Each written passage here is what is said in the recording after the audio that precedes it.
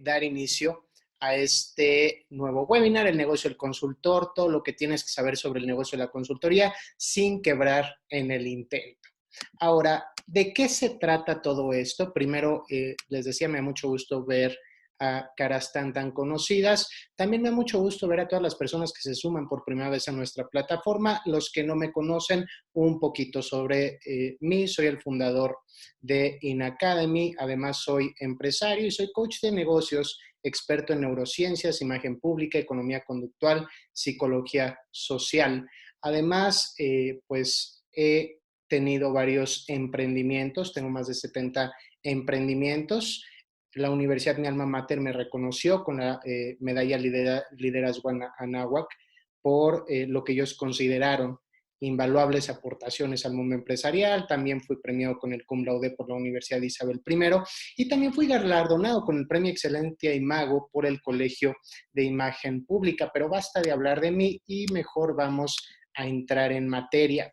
Ahora, ¿qué es lo que vamos a ver el día de hoy? Ok, vamos a ver cuáles son los primeros errores que yo cometí cuando decidí convertirme en consultor. Vamos a ver también por qué trabajar como freelancer o como consultor no es la mejor idea de todas. De hecho, podría ser prácticamente un suicidio profesional. También vamos a hablar sobre cómo puedes comenzar a transformar tu negocio en una empresa que de verdad genere ingresos. Ahora, los que se queden hasta el final, vamos a tener dos temas bonus. Vamos a hablar también sobre qué puedes hacer para que te compren, que creo que esa es una pregunta que todos tenemos, por lo menos alguna vez en la vida profesional. Nos hacemos esta pregunta: ¿qué puedo hacer para que me compren? Y finalmente vamos a dar algunos neurotips, algunos tips de neuromarketing para estirar un poquito más la liga. ¿A qué me refiero con eso de estirar un poquito más la liga? Para hacer que mis clientes estén dispuestos y felices de pagar más por mis productos. Eso es lo que vamos a ver el día de hoy. Entonces, ahora sí arrancamos. Y bueno, primero empiezo a platicarles algunos de los errores que yo cometí cuando recién empezaba pues a dedicarme a todo esto de la consultoría. Ya había yo tenido algunos emprendimientos, algunos con un rotundo fracaso, algunos fueron un gran éxito. Entonces, no era nuevo para mí el afrontar retos. Por ahí cuando yo tenía 23 años, estaba realizando yo una maestría. Estaba haciendo mi primera maestría, una maestría en ingeniería en imagen pública. Permíteme iniciar. Estaba haciendo yo una maestría en ingeniería en imagen pública y yo me sentía ya listo, pues, para poder dar conferencias, y de hecho lo estaba haciendo. Me estaban contratando en diferentes lugares por toda la República Mexicana para dar conferencias, y entonces recuerdo la primera vez que me subía en un avión para ir a dar una conferencia. Fue una conferencia que di en Chihuahua, de ahí me fui a Veracruz, de ahí me fui a Oaxaca, y entonces yo empecé a dar conferencias en muchos lugares y cada vez me sentía yo más preparado. Sin embargo, me ganó la confianza y entonces llegó el momento en donde dije: ¿por qué hacer conferencias en donde me están contratando para eso? ¿Qué pasaría si yo hiciera mi propia conferencia? Y entonces dije: puedo ganar muchísimo más si lo hago de esta manera. ¿Por qué? Porque pues en vez de que me paguen solamente una partecita de la participación de todos, ahora lo que yo podría hacer es ganar de todos los boletos que se estarían vendiendo en, pues, en una de estas conferencias. Entonces, yo lo que hice fue rentar un teatro. No tenía pues mucho dinero para destinar a este proyecto, entonces renté un teatro muy pequeñito. Renté el Teatro Ofelia, no sé si lo conocen, es un teatro muy pequeñito, en pésimas condiciones además, pero era muy barato. Estamos hablando por ahí del año 2003-2004. Es un teatro que en aquel entonces me costó rentarlo todo el día 8,000 pesos mexicanos, algo así como $350 americanos para las personas que nos están viendo en otras partes del mundo. Todo eso por todo el día. Entonces, ¿cuál fue mi lógica? Dije: ok, voy a hacer una conferencia de 3 o 4 horas. Al hacer una conferencia de 3 o 4 horas, pues esto es espectacular. Vendo los lugares, el teatro tiene 319 lugares. Si yo multiplico, el costo del boleto era de 500 pesos. Por lo menos me voy a estar llevando 150,000 pesos y puedo hacer 2 funciones en un día. Entonces, para mí ese era un muy buen negocio. En ese entonces yo tenía como 23 años Ese era un gran negocio a esa edad. Entonces dije, lo voy a hacer, además doy 2 al día, voy a ganar como 300,000 pesos hoy. El problema es que antes era un poquito distinto a cómo es el día de hoy. Antes Internet sabemos que no tenía la capacidad que tiene en la actualidad. Antes, por ejemplo, Internet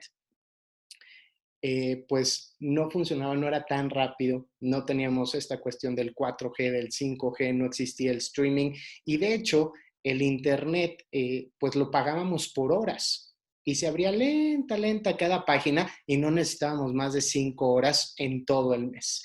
Entonces, ¿qué fue lo que hice? Rento este teatro, tenía que ver cómo comercializar o cómo vender los boletos y entonces se me ocurrió bien fácil, pues entonces mando a hacer volantes para toda la gente centennial, nuevas generaciones que nos están escuchando. Los volantes básicamente pues eran papelitos con publicidad en donde yo voy a repartir esos volantes y entonces la gente se iba a enterar e iban a ir al evento.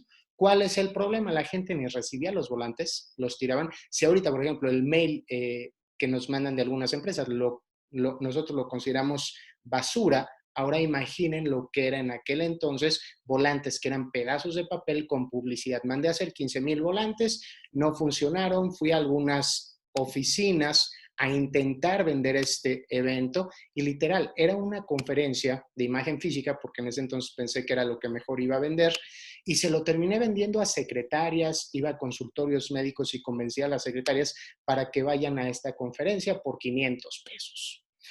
A fin de cuentas, logré vender más o menos 15 boletos. 15 boletos es todo lo que logré vender y entonces sí lo consideré mi primer gran fracaso. ¿Por qué? Porque yo podría hablar en frente de auditorios llenos y de verdad me encanta hablar en público. Puedo hablar en frente de 10, 15, 20 mil personas y me encanta hablar en público. Pero se los juro que presentarse en un auditorio con 319 butacas y solamente 15 asientos ocupados, eso sí da pánico. Entonces, pues lo que yo hice fue empezar a pensar qué puedo hacer con eso. Finalmente la inversión está hecha, no les voy a regresar su dinero y voy a cancelar el evento, vamos a hacer el evento. Ahora, ¿cómo vamos a hacer el evento? Pues si ya no vendí los boletos, lo tengo que llenar, pero vamos a llenarlo de una forma estratégica. Entonces, lo que hice, mandé a hacer unas invitaciones bien bonitas con una cajita bien bonita y se la envié precisamente a 319 directores de empresas, 319 directores de empresas a las que yo les quería dar consultoría. Ahora, yo sabía que no iban a llegar todos, finalmente sí llegaron como 250 personas, para ellos era un evento gratis en donde pues iban a aprender algo diferente, algo nuevo, pero para mí era pues básicamente una estrategia de venta. Era tenerlos ahí sentados 4 horas escuchándome mientras yo les vendía un producto. En sus oficinas difícilmente me hubieran dado a lo mejor 10 o 15 minutos. De esta forma, pues empezó mi travesía en el mundo de la consultoría. Ahora, el evento, pues más o menos fue un buen evento. Fallaron muchísimas cosas, falló el proyector, no llegó el de la pantalla, por ahí a mitad de la conferencia hubo un escándalo porque el del ballet parking chocó el coche de uno de los asistentes, pero finalmente salió. Finalmente salió, al final del evento ofrecí un pequeño cóctel, nada exuberante, básicamente canapés y vino barato, pero pues lo que yo quería es que la gente haga un poquito de networking y algo increíble pasó. Se me empezaron a acercar pues, los asistentes al evento. Cuando tú estás arriba en un escenario pasa algo muy curioso. La gente te ve como una estrella y te creen todo lo que les dices. Entonces la gente se me empezó a acercar y entonces me empezaron a decir, oye, me interesa que vengas a mi empresa, etcétera, etcétera. Pero de repente eran demasiadas las tarjetas de presentación que yo había coleccionado y me di cuenta que no iba a tener tiempo de atender a todos. Y platicaba con una de las personas que me contactó ahí y le dije, mira, tú vas a ser sincero. Apenas estoy empezando como consultor y no puedo pues dar tanta consultoría. Y me dijo estas palabras que se me grabaron toda la vida. Los grandes piensan en grande y sueñan en grande. Los grandes piensan en grande y sueñan en grande. Y entonces dije, ok, voy a empezar a soñar en grande. Y ahí es donde me di cuenta que yo estaba cometiendo uno de los peores errores que puede cometer un consultor. En la carrera, bueno, en la maestría de Ingeniería en Imagen Pública, muchas veces habíamos hecho referencia a una película de Disney porque el protagonista era un consultor en imagen. Entonces, pensaba, y de hecho puse la película, y sí, el actor es Bruce Willis, la película es buena, pero ahí me di cuenta cuál era el error. Estaba idealizando a este personaje, y en esta escena creo que está perfectamente bien ejemplificado el error que yo estaba eh, cometiendo. Estaba pensando en muy chiquito, estaba pensando en muy chiquito porque para mí este era el referente de un consultor. Ahora, ¿qué es lo que yo tenía que hacer? Pues empezar a pensar mucho más en grande. ¿Cómo podía yo pensar mucho más en grande? Empecé a ver cuáles son las verdaderas empresas de consultoría. Y entonces, por ejemplo, caí con esta, Deloitte. Deloitte es una empresa de consultoría y ese es el negocio del consultor, no Bruce Willis en una película de fantasía de Disney. El negocio del consultor es Deloitte. Deloitte tiene ingresos por 38.800 millones de dólares al año y tiene 286,000 empleados. Gran diferencia. Ahora, ¿cuál era el problema o qué es lo que me estaba pensando? Pues yo quería crecer ya como Deloitte, ya no quería ser el Bruce Willis de la película de Disney. Y bueno, yo tenía que ver cómo hacerle. Y quien tiene un porqué termina encontrando un cómo. Y eso es precisamente lo que empecé a hacer. Ahora, ¿por qué trabajar como freelancer o como consultor independiente no es tan buena idea? Y creo que ya te di alguna pista de por qué no va a ser muy buena idea. Ahora, hay una teoría de la que yo he hablado mucho en muchos cursos y tiene que ver con la forma como nosotros distribuimos nuestro tiempo. Muchas veces platicando con alumnos en diferentes universidades, en algunas conferencias que he dado, me preguntan, bueno, ¿cómo se cobra el trabajo del consultor? Por muchos años, pues estuvimos haciendo las cosas mal. ¿Por qué estuvimos haciendo las cosas mal? Porque a lo mejor leímos muchos libros de John Grisham de abogados, etcétera, etcétera. Y es más, todavía hay quien me dice, es que se cobra por hora. ¿Cuánto cuesta la hora de un consultor?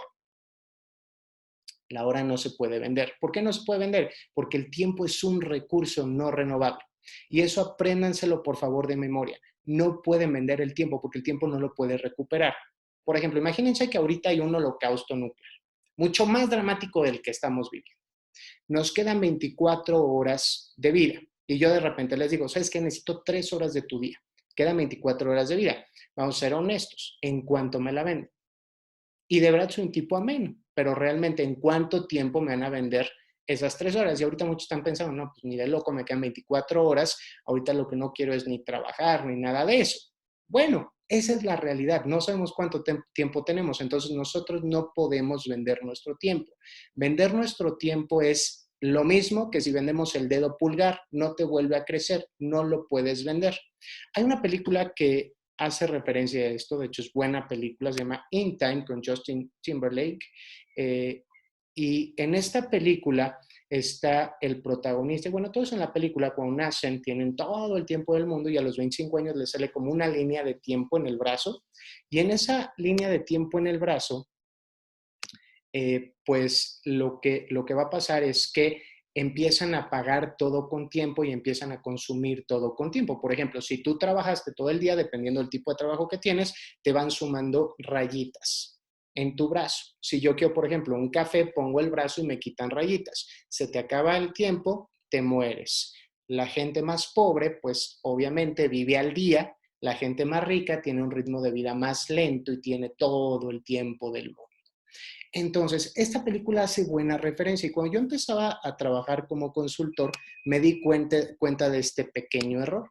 ¿Por qué? Porque ¿qué es lo que yo estaba haciendo? Quería hacer todo en mi empresa. Bueno, no era una empresa realmente, yo era un autoempleado que me estaba engañando pensando que yo tenía una empresa.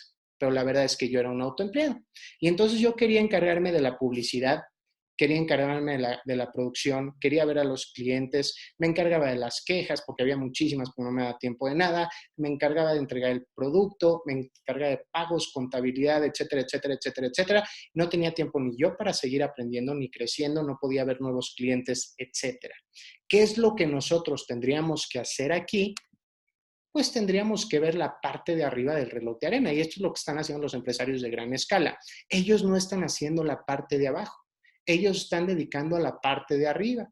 Ellos están buscando nuevas oportunidades, están buscando inversiones, están relacionándose con otros empresarios con los que pueden hacer negocios. Entonces, ¿qué es lo primero que tendríamos que hacer cuando nosotros estamos arrancando? O a lo mejor ya tenemos un camino andado.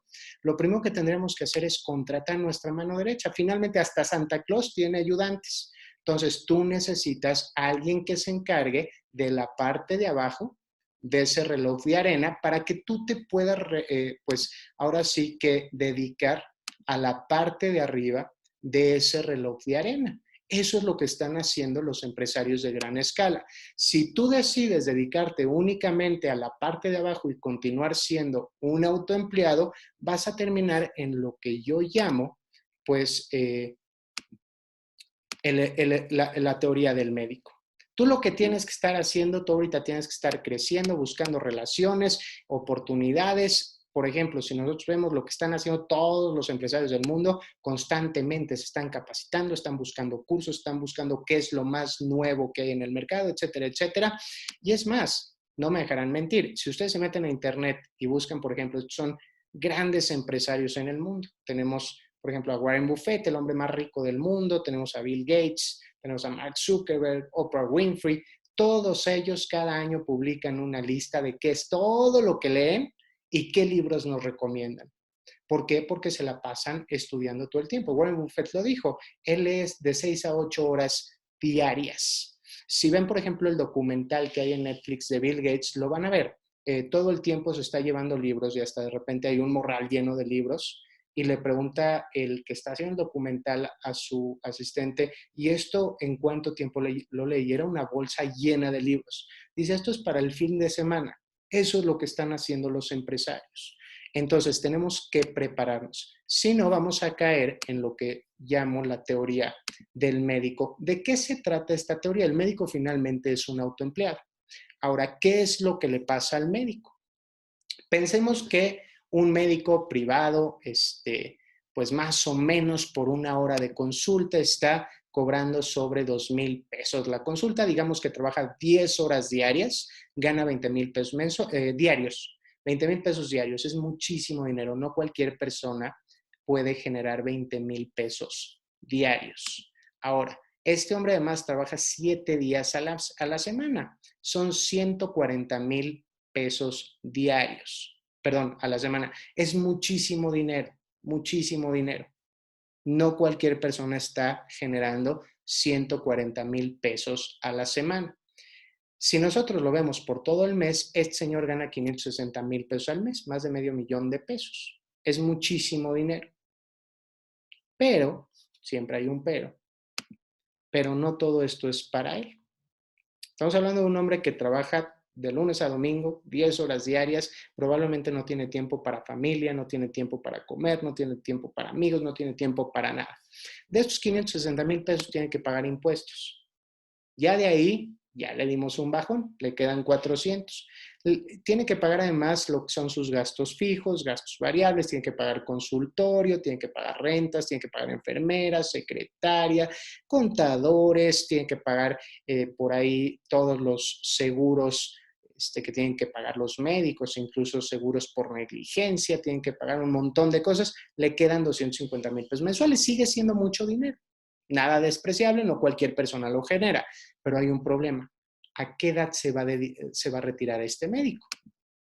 Y entonces nosotros aquí es donde empezamos a pensar, bueno, sí, un médico podría retirarse 75, 80, lo mejor antes, dependiendo del tipo de especialidad que tenga. Un médico clínico, imagino, tiene más tiempo para trabajar. Un cirujano, yo creo que por ahí de los 65, ya cuando el pulso empieza a fallar, sus mismos clientes lo van a empezar a jubilar. Entonces, de aquí él tiene que pensar, ok, se retira, vamos a poner una edad, 75 años. ¿cuánto tiempo más va a vivir esta persona? Pueden ser 20 años más, puede ser un año más. ¿De qué va a vivir si es un autoempleado? Dejó de generar ingresos. Entonces, de aquí, pues tendría que ahorrar por lo menos la mitad para su fondo de retiro. Y esa es la historia de un médico. Ahora, pensemos en qué es lo que pasa con un consultor. Hace poco estaba yo, pues, en una sesión con un grupo de egresados que fueron exalumnos míos. Estábamos platicando de qué es lo que está haciendo cada uno, etcétera, etcétera. Y entonces, una de las personas, y es parte por lo que surge el webinar en el que estamos el día de hoy, me dice, es que nada más no me salen las cuentas. Digo, bueno, ¿qué es lo que estás haciendo? Me dice, pues yo me estoy dedicando a la consultoría y su fuerte son los manuales de imagen física. Digo, perfecto, es un buen negocio, a la gente le gusta, la vanidad siempre vende, a la gente siempre le gusta cómo se pueden ver mejor. Entonces, es un buen negocio, es un buen producto el que tiene y además lo hace muy bien.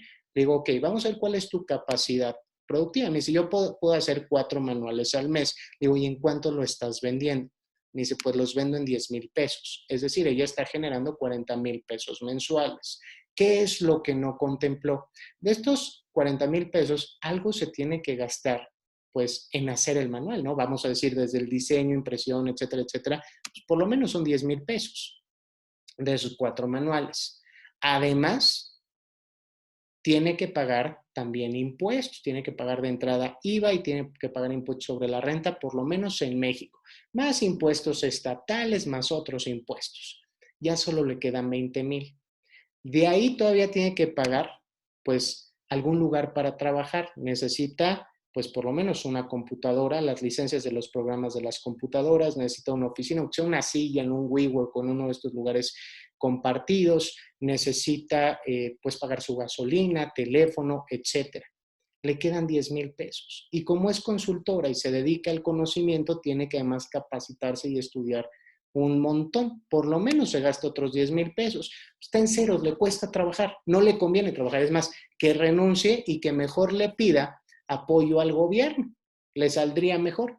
Entonces, ese es el problema y en ese error estamos cayendo mucho de las personas que nos dedicamos a la consultoría. Yo me tardé en darme cuenta, la verdad, pero finalmente pues me doy cuenta y empiezo a recalcular. Finalmente eso se tratan los negocios, hay que recalcular. Ahora, ¿qué es lo que hice o cómo podemos comenzar a transformar el negocio de la consultoría en una empresa que de verdad genere ingresos? Ok, lo primero que tenemos que hacer es encuentra tu razón de vivir y tu propósito de transformación masiva. Lo decíamos ya en otras oportunidades, cuando nosotros realmente nos queremos dedicar a algo, lo tenemos que hacer con pasión y además ya no utilizamos únicamente el concepto de misión empresarial. En la economía de hoy estamos utilizando un concepto que se llama propósito de transformación masiva, que es algo mucho más grande y por ahí es de donde nacen las organizaciones exponenciales. Estas organizaciones que en poco tiempo logran una evaluación de más de $1,000,000,000. Para entender un poquito más sobre esto, en YouTube pueden encontrar un video que se llama el futuro de las empresas, en donde está explicado exactamente cómo encontrar estos dos conceptos. Una vez que tenemos estos dos conceptos, ahora lo que necesitamos es identificar un problema. ¿Por qué? Porque eso es lo que hacen los empresarios. Buscan problemas y ofrecen soluciones. De eso es de lo que vive un empresario. Identificamos un problema y después planteamos una solución. Si nuestra solución es percibida y valorada por la gente que tiene el problema como la mejor, nos van a empezar a consumir.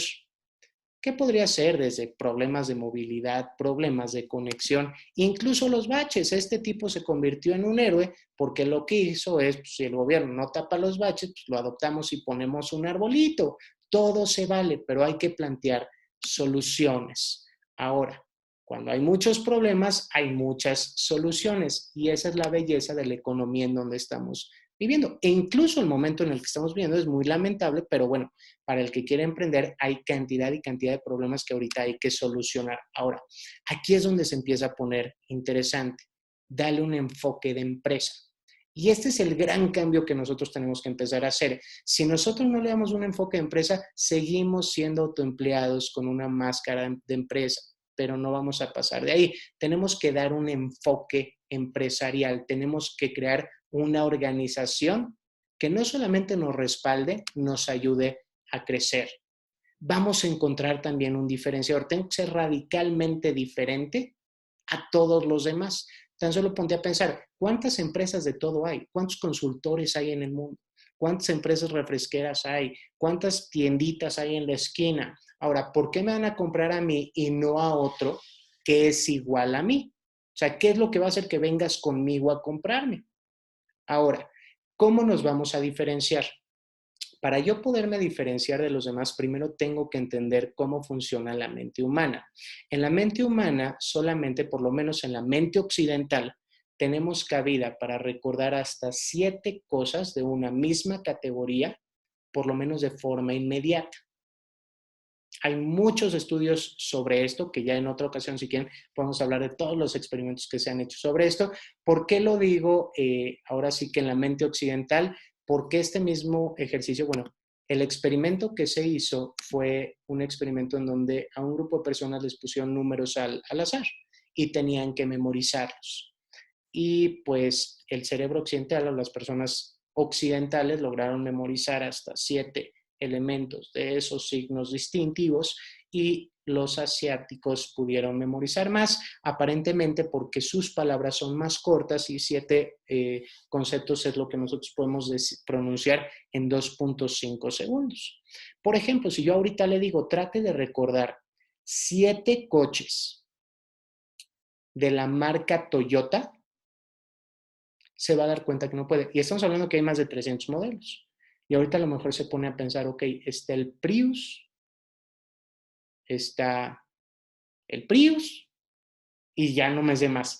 Entonces, trate de hacer usted este ejercicio y se dar cuenta cómo ya cuando empieza a llegar al 5, 6, 7, 8 ya nos empieza a costar más trabajo. Usted no quiere ser el 8 en la mente del consumidor porque nunca se van a acordar de usted.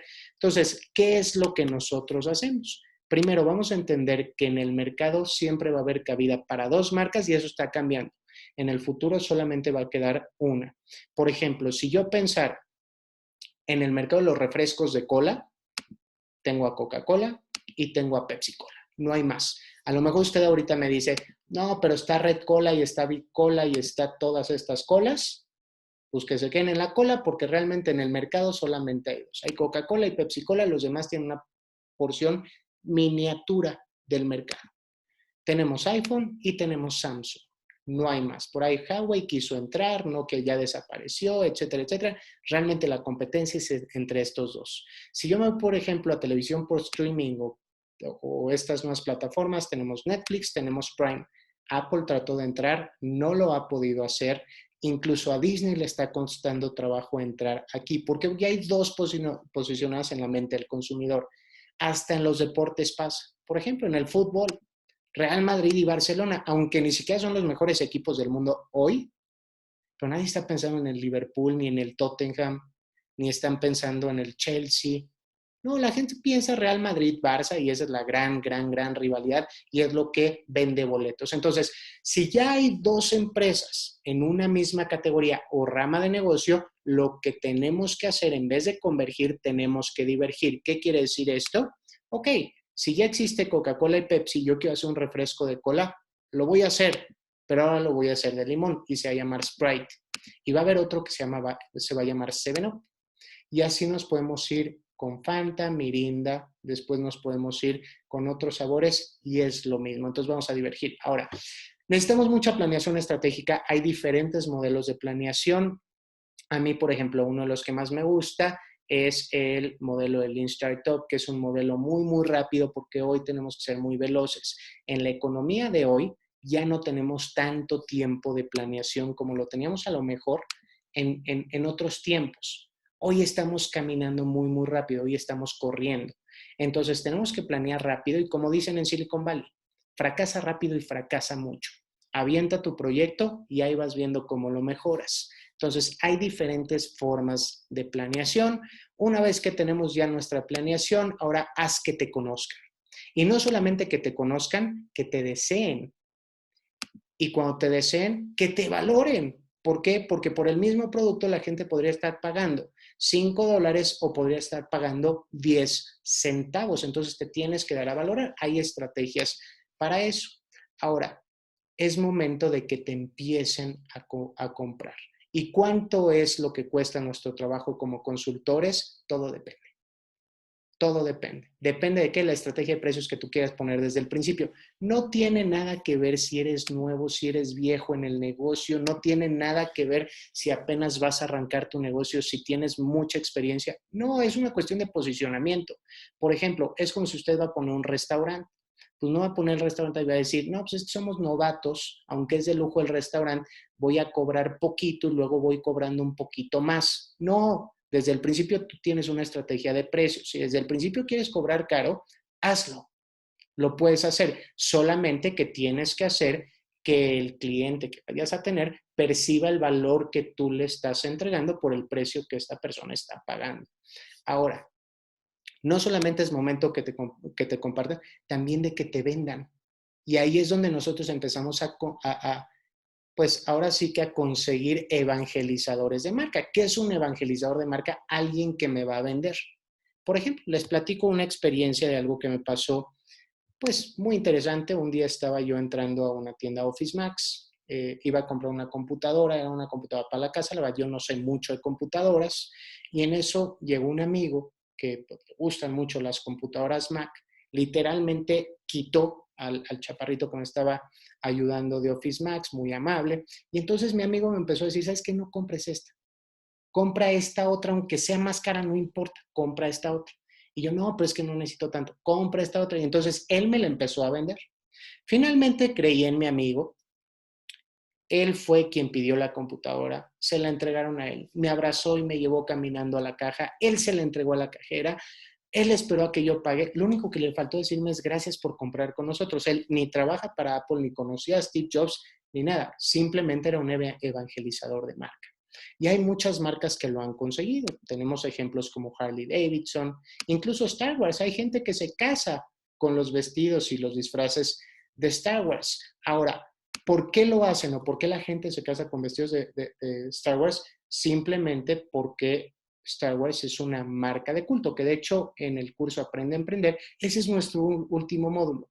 ¿Cómo puedo hacer que mi marca se convierta en una marca de culto, en una marca con evangelizadores, en una marca que se venda sola, que mis mismos clientes me estén vendiendo? Que de hecho ahí tomo muchos elementos que hice pues de una pequeña tesis que hice en donde comparto elementos teológicos dentro de las empresas. Es decir, estamos tomando conceptos de las religiones para impactarlos o para poder proyectarlos dentro de las empresas.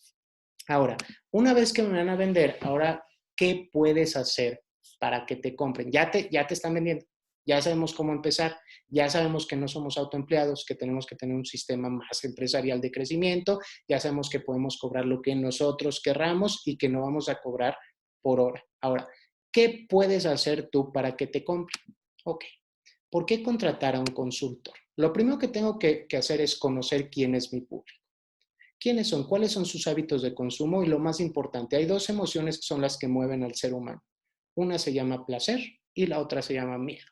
La gente tiende a buscar placer a corto plazo y alejarse lo más posible del miedo. Así funciona nuestro cerebro. Por eso es que es tan difícil estar a dieta. Decirle no a este pastelito y sufrir ahorita y decirle no a ese placer, por eso es que es tan difícil. Entonces, buscamos placer inmediato y vamos a alejar el miedo. Entonces, necesito saber cuáles son los placeres y cuáles son los miedos de mis clientes. Por ejemplo, les haría una pregunta que además es una pregunta que siempre hago en los cursos que tengo oportunidad de dar. ¿Cuál es tu postre favorito? El postre favorito más común, se sorprenderán, pero es el pastel de chocolate. No encontré una foto bonita de pastel de chocolate, entonces puse uno que a mí me gusta, puse un pastel de Oreo, de queso con Oreo. Ahora, ¿qué pasaría si yo el fin de semana los invito a pescar? Pensemos que no hay cuarentena, nos vamos a pescar. ¿Qué pasaría si le ponemos nuestro postre favorito al anzuelo? Pues no vamos a picar absolutamente nada. ¿Qué es lo que tenemos que hacer? Tenemos que ponerle gusanitos. Aunque a nosotros no nos gusten, o espero que no les gusten, eso es lo que le gusta a nuestro cliente del momento, que son los peces. Las empresas funcionan igual. Yo lo que tengo que hacer es poner en el anzuelo lo que le gusta a mi cliente, no lo que me gusta a mí. Entonces, tengo que conocerlos, tengo que saber qué es lo que quieren e incluso tengo que aprender su idioma. ¿Por qué? Porque hoy estamos en una sociedad global. Hoy puedo vender mi producto en todo el mundo, pero tengo que saber quién es mi cliente. Ahora, ¿a qué me refiero con aprender su idioma? No me refiero a que si le voy a vender a los americanos voy a aprender inglés, si le voy a vender a los portugueses voy a aprender portugués. Necesito entender sus códigos culturales. ¿Por qué? Porque ahí voy a encontrar muchas explicaciones de por qué están consumiendo y qué están consumiendo. Por ejemplo, Estados Unidos. Estados Unidos, si yo me voy mucho tiempo atrás, me voy a 1776, podría imaginar yo al Mayflower llegando desde Plymouth, que sale Gran Bretaña, hasta Massachusetts. Y entonces, en este barquito se bajan, si no estoy equivocado, 103 pilgrims, que realmente, pues, hay gente que dice que es gente que venía huyendo, realmente es gente que estaba harta de las guerras religiosas en Europa y decidieron migrar y buscar nuevas tierras en donde podían practicar su religión en paz. Entonces, este grupo de protestantes llegan a América y entonces se encuentran con territorios muy vastos. Era gente promedio 25, 30 años de edad, no tenían mucha experiencia, no tenían conocimientos de todo. Entonces, lo que empiezan a hacer estas personas, perdón, estamos hablando de 1660, si no estoy mal, lo que empiezan a hacer estas personas, pues, primero necesitan alimentos. Entonces, pues decían, a ver, hay muchísimo terreno, échale ahí unas semillitas y a ver qué pasa. Y entonces, pues, echaban semillitas, pero crecían todas las raíces torcidas. O sea, no hay bronca, vete al siguiente terreno y vuélvelo a hacer. Era mucho territorio. De hecho, de ahí viene toda esta política del destino manifiesto y el derecho divino de expandirse todo lo que quieran hacia el oeste, etcétera. Entonces, eso es lo que estaban haciendo. De hecho, nosotros pensamos ya en las viviendas ya de estos colonizadores más adelante, ya que eran las 13 colonias, me voy al siglo XVIII, XIX e incluso XX, y entonces podemos pensar en esas casas sureñas donde era una casota gigantesca y los terrenos gigantescos también donde tenían las plantaciones. Eso era Estados Unidos. ¿Cómo lo hicieron? En territorios muy vastos y prueba y error, prueba y error, prueba y error. Y eso explicaría muchas cosas de Estados Unidos. Desde la cultura de Silicon Valley, de fracasa rápido y fracasa mucho, prueba y error, hasta cuestiones de gastronomía. Póngase a pensar, por ejemplo, cómo son los alimentos en Estados Unidos. Los alimentos más típicos de Estados Unidos. Desde una hamburguesa que tiene queso, tocino, lechuga, huevo, un montón de cosas, hasta unos nachos que es muy grande, igual que sus terrenos, está todo revuelto, no hay un orden, pero el resultado es muy bueno. Ahora, si yo miré a otras culturas, voy a encontrar que los rasgos culturales y la historia de cada país me va a dar mucha información de cómo están acostumbrados a consumir. Por ejemplo, ahora me voy a Francia. Francia, una cultura que estaba acostumbrada a los Monet, a los Renoir, una cultura que incluso dentro de la Revolución Francesa hablaban de fraternidad y una cultura enamorada literalmente del amor y del romanticismo. Una cultura realmente ilustrada. Y si yo pienso cómo es la comida en Francia, es muy diferente que en Estados Unidos. ¿Por qué? Porque ellos están acostumbrados a la belleza visual, a la ilustración. Y estos son los platillos. Y no únicamente se refleja en la comida, hasta en los candidatos por los que votamos. Por ejemplo, si yo me voy a México, tenemos nuestros propios códigos culturales. Y entonces, si yo me voy 500 años para atrás de historia, empiezo a ver desde una cultura conquistada hasta cómo fue creciendo México y lo que la gente ha esperado de sus gobiernos realmente es un gobierno paternalista. Si yo me pusiera a pensar cuál es el código cultural del presidente de México, pues básicamente es un papá. Es alguien que te solucione problemas, alguien que te apapache, alguien que si tu empresa quebró, pues que te den dinero, alguien que si no consigues trabajo, pues entonces que te paguen. Y entonces, pues este señor lo ha hecho muy bien, se convirtió en un símbolo paternalista para el país, aunque los resultados han sido nefastos. Si yo me voy a Estados Unidos y les trato de vender a este señor, me lo rechazan. ¿Por qué? Porque sus códigos culturales son distintos. ¿Qué es lo que busca un Estados Unidos? Pues si yo me voy otra vez 300, 400 años atrás de historia, pues es gente que viene desde Europa, vienen a Estados Unidos, solo se empiezan a abrir camino y lo que ellos buscan no es un salvador ni es un padre, al contrario. El código cultural del presidente de Estados Unidos, si yo le tuviera que poner nombre, sería Moisés. ¿Quién fue Moisés? Pues fue alguien que no los llevó a la tierra prometida. Les dijo que juntos los iba a encaminar y a guiar a la tierra prometida, que eso es lo que hizo durante su campaña el señor Donald Trump. Make America Great Again. No dijo, les voy a hacer un Estados Unidos mejor para todos. Dijo, juntos vamos a hacer a Estados Unidos grande otra vez. Esas son las diferencias que hay. Por eso es tan importante conocer al público. Primero tenemos que entender qué es lo que realmente están comprando. Cuando tú compras un taladro, realmente lo que pagaste es un agujero en la pared, no el aparato. Entonces yo tengo que entender qué es lo que me está comprando mi cliente. Como consultor, yo a lo mejor no le estoy vendiendo una consultoría. Yo lo que le estoy vendiendo o por lo que él está pagando es una solución a un problema que tiene. Eso es lo que tenemos que entender.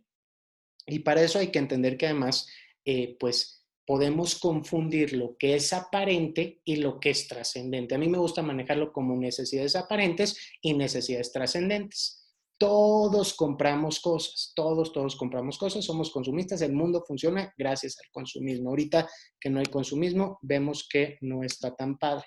Ahora, cuando nosotros compramos cosas, tenemos que entender por qué lo estamos comprando. Entonces, existen lo que son necesidades aparentes. ¿Qué quiere decir?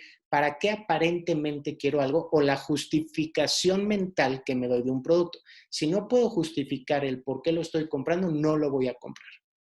Entonces, esa es la necesidad aparente. Por ejemplo, bolsas de mujer. Y entonces ahorita yo les preguntaría, ¿por qué compran bolsas las mujeres?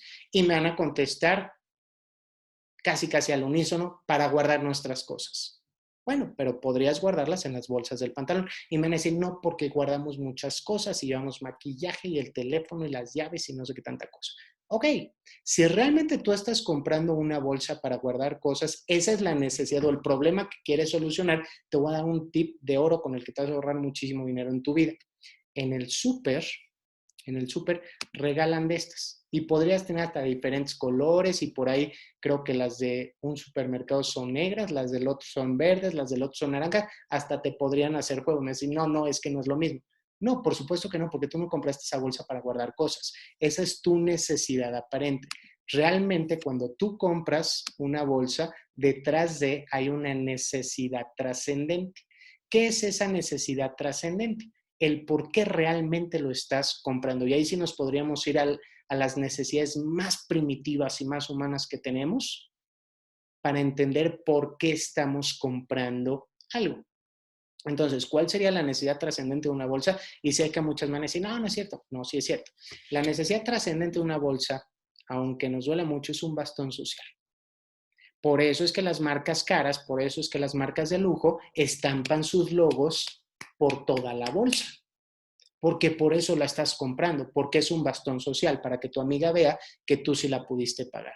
Entonces, esa es la idea que hay atrás de los productos y hay que entender muy bien cuál es la necesidad aparente y la necesidad trascendente del tipo de consultoría que nosotros estamos vendiendo.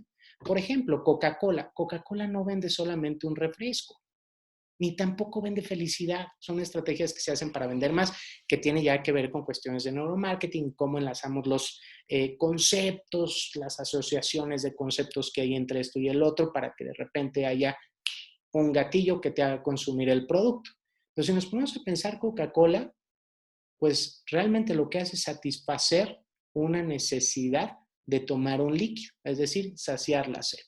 Y no importa quién eres, porque no es una cuestión de estratos sociales, es una cuestión muy primitiva. No importa si eres el hombre más rico del mundo o eres cualquier otro ser humano, todos toman Coca-Cola. Y lo mismo pasa con otras marcas. Apple, por ejemplo, Apple entendió que ya no solamente es una empresa de tecnología, lo que vende no es un teléfono celular, que hoy seguimos llamando teléfono celular, aunque ya no lo es. Realmente, ¿por qué cuesta tanto ya uno de estos teléfonos celulares? Por la necesidad trascendente. Vaya, es nuestra ventana al mundo y nuestro medio de conectarnos con todo el mundo. Eso es realmente lo que nos están vendiendo. Ahora, una vez que yo tengo mi producto, otra de las cosas que me han dicho mucho es que sí, pero esos son productos físicos. O sea, finalmente vender una Coca-Cola, vender un teléfono celular, son productos físicos. Sí, realmente sí son productos físicos, pero la necesidad siempre es intangible. El que compra una Coca-Cola, el que tiene sed, la sed no es tangible. La necesidad de conexión con otros seres humanos tampoco es tangible. Entonces, ¿qué es lo que hacen algunas marcas? Tangibilizan esa necesidad que hay. ¿Cómo lo puedo hacer si lo que yo hago es un servicio? Como lo hacen muchos, por ejemplo, American Express. American Express, ¿qué es lo que hace? Empaqueta su solución. Y no solamente te la empaqueta, tiene una poderosísima identidad visual, está bien bonita. Ves esta tarjeta y la quieres. Y entonces lo empieza a reflejar en lo que sí puede hacer tangible. A lo mejor la necesidad que tú satisfaces con American Express no es tangible, pero existen, por ejemplo, unas salitas Centurión donde puedes tangibilizar ese servicio, aunque realmente ahí ni te van a satisfacer la necesidad original de la tarjeta ni nada de esto. Simplemente están generando una experiencia para tangibilizar el servicio que te están ofreciendo. Y después, demuéstralo con casos de éxito, como lo hace American Express. Por ejemplo, en el Mundial del 2006, si no estoy equivocado, o como me contó una ejecutiva de American Express, en México se vendieron muchos boletos falsos para el Mundial de Alemania. ¿Y cómo lo respaldó American Express? Imagínense llegar al Mundial de Alemania, hiciste tu ahorro, llegas hasta allá, vas a entrar al estadio y no te aceptan tu boleto. ¿Qué es lo que hace la gente que pagó con American Express? ¿O qué es lo que hizo American Express con estas personas? Bueno, ellos lo que hicieron es mandar ejecutivos para allá con mucho dinero en efectivo para comprar en reventa y darle mejores boletos todavía a sus clientes por haberlos, pues, molestado un poquito. Entonces, vamos a empezar a tangibilizar nuestro servicio. Ahora, es muy importante que sus modelos de negocios sean replicables. Si únicamente puedes hacer 4 manuales al mes, tu negocio no sirve. ¿Por qué? Porque así te los paguen en $1,000,000, tu negocio está muy limitado, está restringido. Va a llegar el momento en que llegas a tu capacidad máxima. Entonces, necesitamos un modelo replicable, es decir, donde yo me dé igual hacer uno o hacer 100,000. Hay estrategias para poder hacer todo esto sin importar qué tipo de negocio sea el que nosotros tenemos. Pero es muy, muy importante que empecemos a tangibilizar, a hacer replicable nuestro modelo de negocios. Ahora, vamos a reinventar la industria. ¿Quién se queda con la industria? Quien la reinventa, quien pone las nuevas reglas del juego. Si ya están establecidas, tengo mucho que perder, pero si yo reinvento las reglas que estaban, tengo mucho que ganar. Mucho de esto está en ese video que les comento, el del futuro de los negocios. Les recomiendo que vayan a verlo y si quieren después yo les mando el link para que puedan ver la repetición también de esa masterclass. Ahora, necesitas una estrategia de marca. ¿Qué posición ocupa mi marca en la mente del consumidor? Si no soy el número 1, no me van a consumir. Entonces, tengo que ver cómo posicionarme. Ya lo habíamos dicho, la guerra del posicionamiento no está allá afuera. No es una guerra en aparadores, no es una guerra en las calles, es una guerra en la mente del consumidor. ¿Cómo me percibe el cliente? ¿Cuál es el valor percibido contra precio? ¿Cuál es la utilidad o urgencia de usar mi producto? ¿Qué emociones despide mi empresa, mi producto en mis clientes? Ahora, ¿cuál es la demanda del producto que yo vendo? Hay productos que tienen mayor demanda que otros. ¿De qué tamaño es el mercado? ¿Es un mercado que va a crecer o es un mercado muy pequeñito? Ahora, ¿cuánto están invirtiendo las personas en productos como el mío? ¿Cada cuánto lo están comprando? ¿Es un producto que compran una vez al año, una vez al mes? ¿Es un producto que compran diario? ¿Cuál es mi estructura de costos? ¿Cuánto me cuesta a mí producir? ¿Cuáles son los recursos que yo necesito? ¿Cuáles son mis gastos fijos, variables? Tengo que ver cuestiones de impuestos, comisiones, márgenes de utilidad. En fin, estaba platicando, por ejemplo, con un asesor financiero y estamos hablando sobre cuánto costaría en una empresa un servicio a domicilio. Y la verdad es que esta persona es un mago con los números y él calculó incluso el seguro de la persona que va en la moto, el desgaste de la llanta, el servicio que hay que darle a la moto, todo esto por servicios, etcétera. Y entonces con esto calcula una estrategia de costos integral, todo lo que me va a costar. Ahora, cuando nosotros vamos a vender algo, no vendan el producto per se, vendan también el beneficio de, por ejemplo, hoy muchas aerolíneas están en peligro, pues además de que estamos viviendo esta crisis del coronavirus, están cerrados los aeropuertos, etcétera. No es una crisis nueva, es una crisis que ya es viejita, ya muchas aerolíneas estaban tambaleándose. Y el problema de esto es que nos están vendiendo literalmente un boleto de avión. Si ellos quisieran cobrar más, lo que tendrían que hacer es, véndeme un beneficio intangible. Véndeme véndeme memorias, véndeme recuerdos, véndeme unas vacaciones, no me vendas un boleto de avión. ¿Por qué? Porque la gente pagaría más por esto que por esto. La gente está dispuesta a pagar mucho más por un buen recuerdo que por un mísero boleto de avión con un servicio todavía peor. Ahora, necesitas una buena estrategia de precios y hay formas de hacerlo. Primero, vamos a ver cuál es el precio de referencia o el valor de referencia que hay. Es decir, cuánto está dispuesta la gente o cuánto tiene la gente en la mente el precio de productos similares al mío. Por ejemplo, si yo vendo café, ¿cuánto más o menos para la gente vale un café? Si mi precio está muy por encima de su valor de referencia, no me van a comprar. Entonces, tengo que ver cuál es el valor de referencia por productos similares al mío. ¿Quién lidera el mercado? ¿Qué tipo de estrategias voy a tener? Ya sea una estrategia de prestigio, que es cuando yo subo mucho el precio para decirle a la gente que mi producto es mejor que los demás, o a lo mejor entro en una guerra de precios que es bajar los precios y ofrecer más barato, aunque yo la verdad no recomiendo mucho esta estrategia, porque si vemos muchas empresas compitiendo por precio, finalmente los clientes están buscando un mejor precio. Entonces va a llegar el momento en que empezamos a bajar y vamos a estar peleándonos por centavos. Entonces, todo depende de qué empresa es y cómo lo vas a hacer. Por ejemplo, ¿cuánto vale mi producto? Hablábamos del valor de referencia. ¿Cuánto más o menos la gente tiene en la mente por productos similares al mío? Ahora, este valor de referencia yo lo puedo subir. Por ejemplo, Starbucks lo hizo muy bien. Starbucks, por ejemplo, por ejemplo, yo me acuerdo cuando llega a México, creo que un café estaba sobre 30 pesos, hoy está sobre 70. ¿Cómo lo han ido haciendo? Pues entendieron cuál es el valor real de su producto. Ojo, el valor real no tiene nada que ver con lo que me cuesta a mí. El valor real es el precio máximo que la gente está dispuesta a pagar. Y entonces, ¿cómo lo hace Starbucks? Han ido estirando y estirando y estirando y estirando la liga hasta donde se dan cuenta que la gente está dispuesta a pagar. Una de las maneras más sencillas como lo hacen, probablemente si has ido a Starbucks te das cuenta que cuando pides tu café te dicen algo así como, ¿quiere café de Colombia?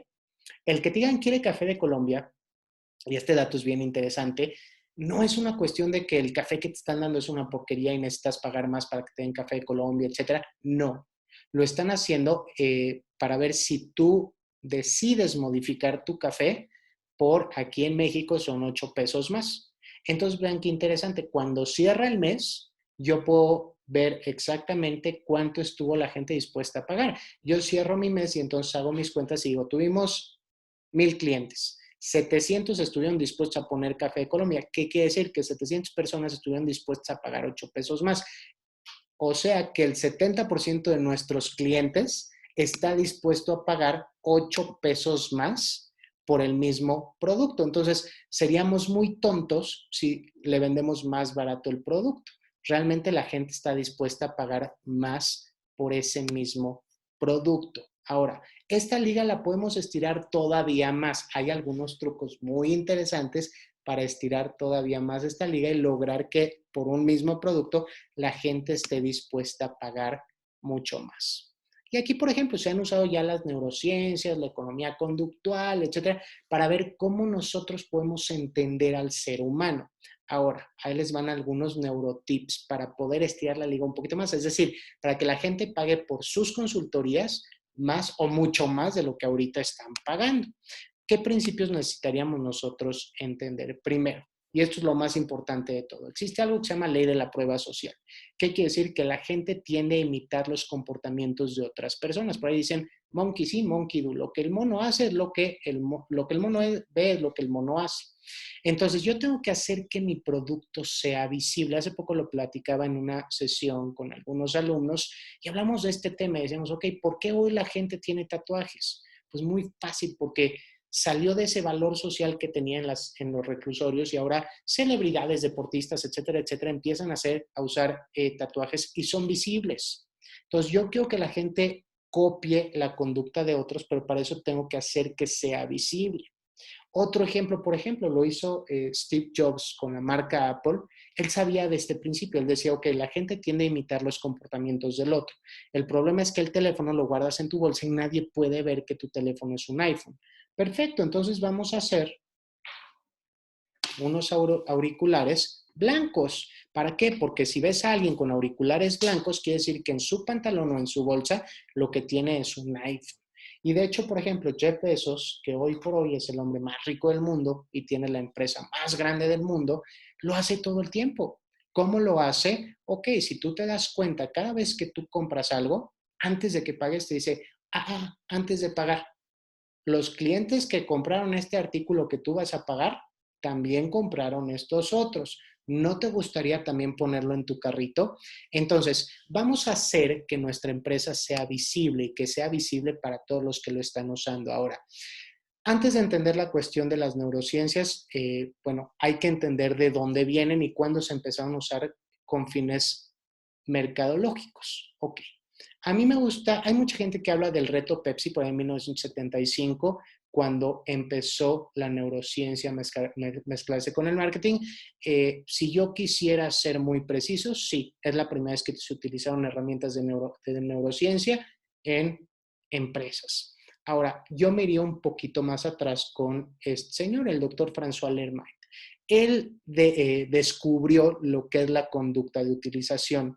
Él empezó a tratar con pacientes que tenían lesiones en lóbulos frontales, que prácticamente estaban totalmente desorientados, tenían pérdida de memoria y entonces pues no sabían nada de nada. Pero él los llevaba a diferentes lugares y se dio cuenta de algo muy curioso. Aunque no recordaban absolutamente nada, sabían cómo comportarse en el lugar. Por ejemplo, llegaron a la cocina de su casa y lo que hicieron estas personas es agarrar el cuchillo y empezar a cortar zanahorias sin saber por qué. Después, por ejemplo, los llevó a una recámara donde había una cama y sin saber por qué se acostaron y se durmieron. Y entonces de aquí nace la conducta de la utilización, en donde estas personas, aunque habían olvidado, ya no podían recordar muchas cosas, algo había en su inconsciente que hacía que actúen de ciertas maneras en ciertos espacios. Algo se les había quedado en el subconsciente y de ahí se empieza a estudiar realmente el cerebro. Y de aquí también nos damos cuenta que el ser humano es básicamente irracional. 95% de todo lo que hacemos es subconsciente. Entonces, ¿qué es lo que vamos a hacer? Si el 95% es subconsciente, no le venda el 5% consciente, véndale el 95% subconsciente. Entonces, de aquí vienen muchas teorías. Hay una teoría que es como de las más famosas, es la famosa teoría de los tres cerebros del doctor Paul MacLean y probablemente la he escuchado en podcast y la he escuchado en webinars y en videos que ponen en Facebook. Ok, hay un problema con esta teoría. Si usted la está empleando, por ejemplo, en cuestiones de neuromarketing y todo esto, hay un problema. Se malentendió la teoría. ¿Qué es lo que decía el doctor Paul MacLean. Él lo que dijo es que conforme el ser humano fue evolucionando, etcétera, etcétera, primero creamos un primer cerebro, que es el cerebro reptiliano, que es ahí donde están pues nuestras reacciones más primitivas. Posteriormente empezó a formarse el cerebro límbico, donde están nuestras emociones, y después el neocórtex, que es lo que nos hace humanos, que además es donde está toda la cuestión de la racionalidad. Y entonces hay mucha gente que lo ha tomado, porque es una teoría muy sencilla, es una forma muy fácil de explicar el cerebro y estaría padrísimo que sea tan fácil de explicar todo el funcionamiento del cerebro. Sin embargo, esta teoría no está del todo bien. ¿Podemos sacar conceptos interesantes de aquí? Sí, pero no podemos tomarlo así como la espina medular de la neurociencia. ¿Por qué? Porque quien haya tomado esta teoría malentendió algunos conceptos. Primero, no hablaríamos de tres cerebros. MacLean hablaba de tres regiones cerebrales que de hecho no son independientes. Todo el tiempo se están comunicando. Entonces, esa teoría de los tres cerebros, por favor, no. Sí la podemos utilizar para algunas cuestiones muy valiosas, pero estamos muy lejos de que el cerebro sea tan sencillo. Pero bueno, hay gente que así lo maneja. Finalmente, yo hablaría de tres regiones cerebrales y ya podemos empezar a comprender para qué funciona cada región. Y a donde nosotros queremos llegar, podemos utilizar el cerebro reptil, sí, para llamar la atención, y después el cerebro límbico para enamorar al cliente, que es donde están las emociones, es donde está la amígdala, el hipocampo y todo eso. Ahora, una vez que yo entiendo cómo funciona en este sentido el cerebro del consumidor, ahora lo que tenemos que hacer es hacer que la gente no sienta tanto dolor cuando paga, que eso es lo que descubrimos del cerebro. Cuando nosotros vamos a pagar, realmente sentimos mucho dolor. Entonces tenemos que minimizar ese dolor. Hay formas de hacerlo. ¿Cómo lo puedo hacer? Por ejemplo, puedo elevar el valor de referencia. Puedo poner anclajes irracionales. Puedo cambiar el valor del precio justo en el cliente. Por ejemplo, este es uno de los experimentos más interesantes que he visto. Este experimento, por ejemplo, lo que hace es jugar con el valor de referencia. Y en este experimento, Dan Ariely lo que le pide a la gente es que vea un teclado de computadora y le ponga precio. Pero antes de eso les pidió que escriban los últimos dos dígitos de su número de seguro social. Y pasó algo muy interesante.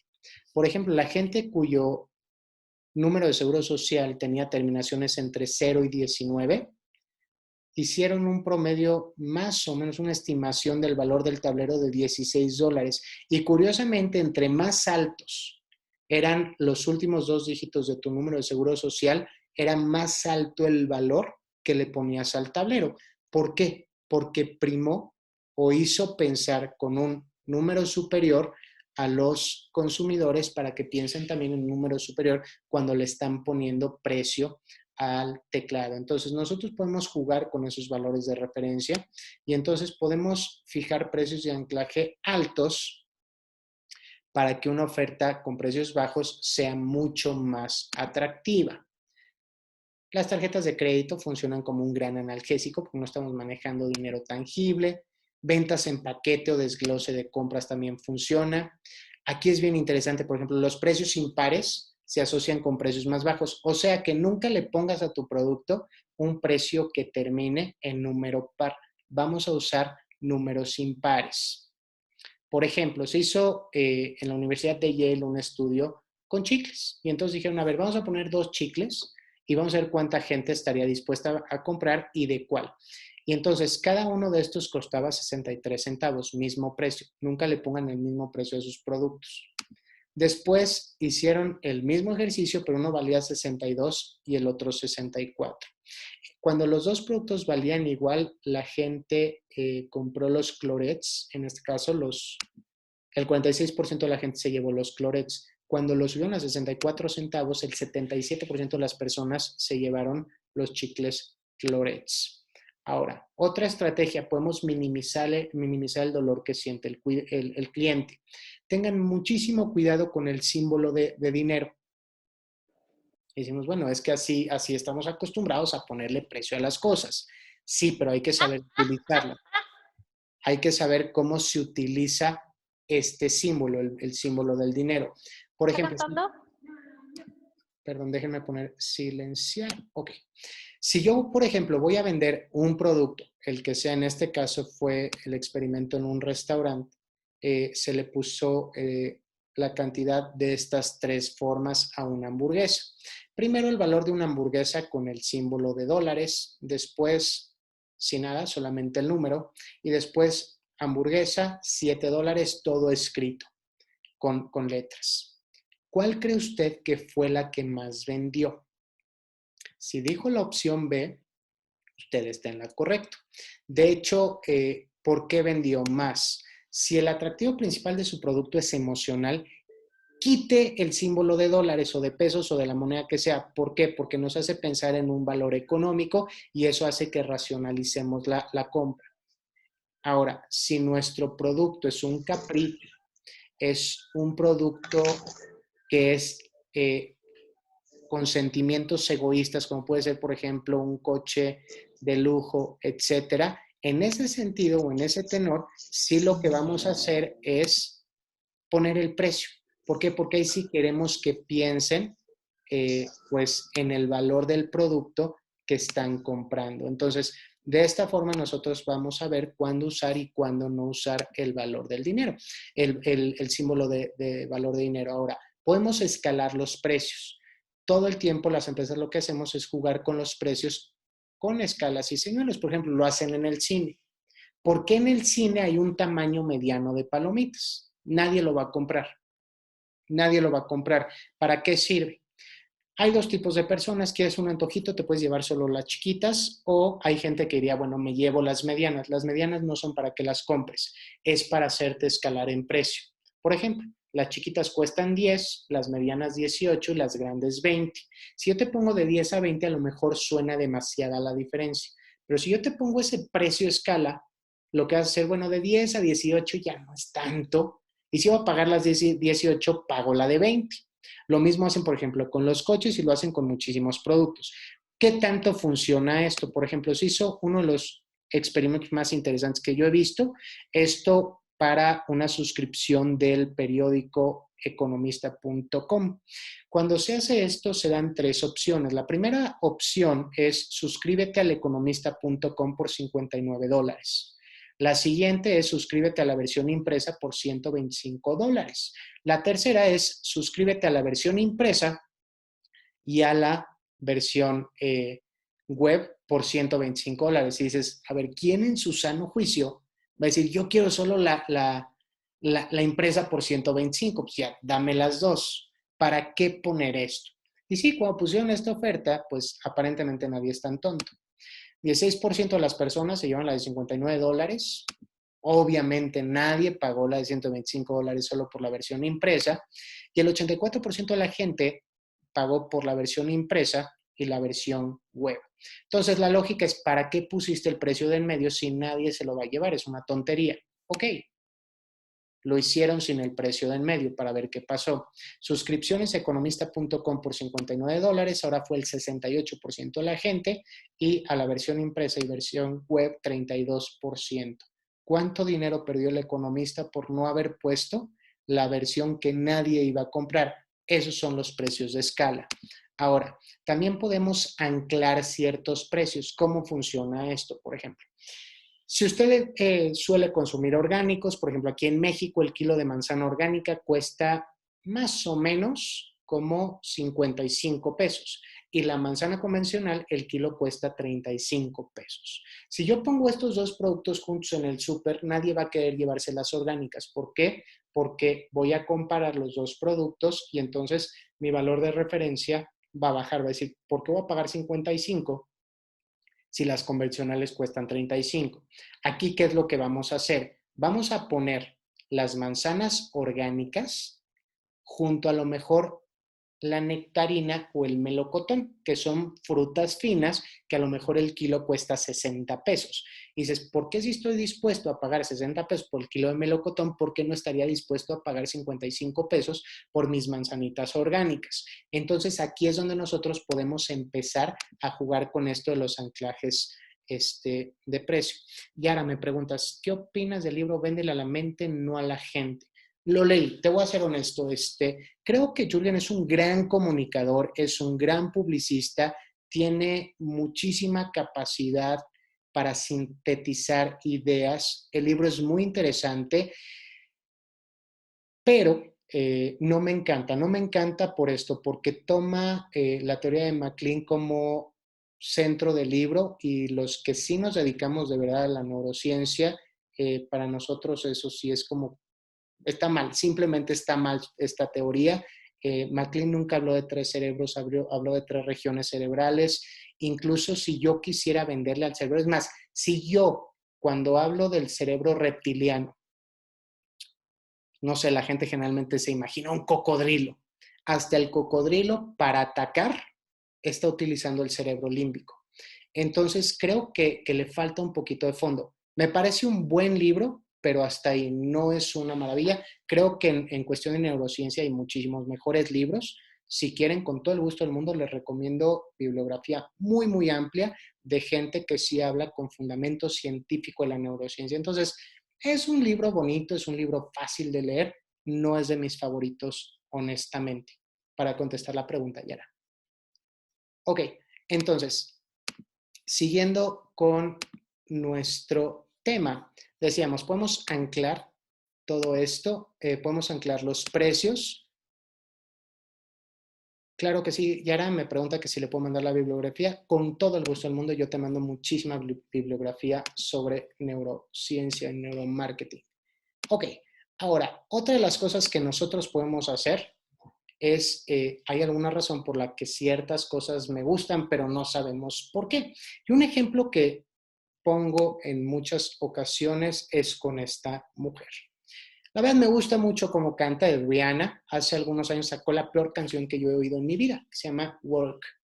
Y muchos a lo mejor ya la están tarareando en su cabeza. Esta canción Work, la verdad está muy fea. Y la primera vez que oí en la radio la canción dije, uy, no me gustó, ahora sí la rego. Pero le cambiaba la radio y todo el tiempo estaba sonando. Y entonces decías, bueno, pues ya deja. Y de repente decías, no está tan mala la canción. Y de repente dices, está buena la canción. Hoy se los juro, en una de mis listas de reproducción para salir a correr tengo esa canción y ya me gusta. ¿Por qué me empezó a gustar? Porque así funciona el cerebro. El cerebro le gusta lo conocido, no le gusta lo desconocido, le da miedo, le gusta lo conocido. Entonces, mientras yo veo más algo, más me va a gustar. Por eso nos gustan incluso físicamente la gente que sale en la tele, porque lo estamos viendo todos los días. Y es algo natural de nuestro cerebro. Pónganse a pensar, ¿por qué creen que hay tantas parejas? Y a lo mejor ustedes conocen gente, pues a lo mejor papás, amigos, tíos, etcétera. Hay hasta parejitas que físicamente se parecen.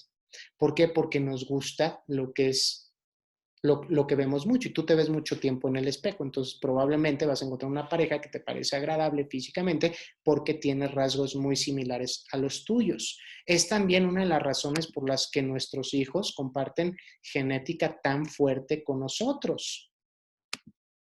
E incluso lo vemos con obras de arte, películas, con todo está pasando. Entonces, entre más vemos algo, más nos va a gustar. Entonces, ¿qué es lo que tenemos que hacer? Hagan que sus marcas, que sus empresas de consultoría aparezcan hasta en la sopa. Si prendo mis redes sociales, quiero ver sus logos. Y si oigo la radio, los quiero oír a ustedes. Y si de repente abro Twitter, quiero ver que ustedes pusieron algo. Y de repente estoy tomando agua y el termo que tengo es de su marca.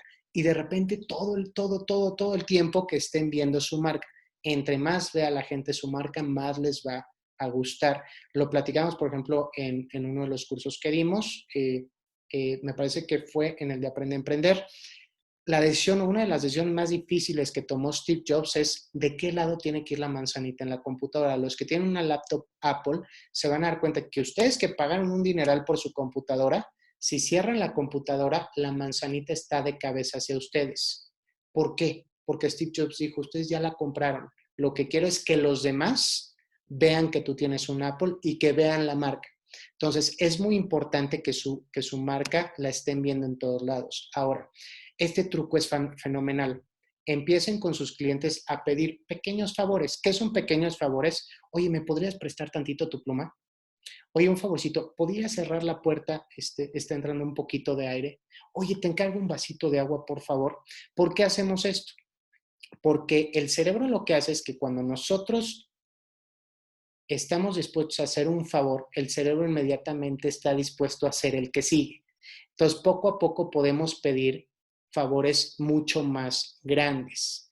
El experimento más, vamos a decir, impactante que yo he visto de esto es un experimento que de hecho ahora que están en cuarentena y que están viendo mucho tiempo televisión, busquen un documental que se llama The Push de Darren Brown y básicamente es un experimento social en donde le va a pedir a un desconocido que empuje a alguien de una azotea y literalmente lo mate.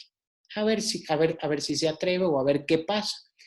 El final es sorprendente. Y lo que está haciendo Darren Brown durante todo el show es eso, es empezar a jugar con la gente pidiendo favores muy chiquitos, cada vez más grandes, hasta literalmente decirle, mata a esta persona. Entonces, aquí lo que hace mucha gente es pedir favores pequeñitos e ir aumentando significativamente los favores hasta después decir, oye, ya firma por favor el contrato. Entonces, eso también puede funcionar. Hubo un experimento en donde a gente en Estados Unidos le pidieron cavar un hoyo en su jardín y colocar un pequeño letrero que diga conduzca con cuidado. El 17% de la gente aceptó. Si 2 semanas antes del pedido les pedían que pongan uno chiquitito así en la ventana, antes de pedirle que hagan un hoyo en su jardín, cuando antes solamente pusieron una calcomanía chiquitita en su ventana, cuando ya les pidieron que hagan el hoyo en el jardín, 76% de las personas aceptaron. Entonces, pida favores, pida muchos favores, les pido un favor, pidan favores.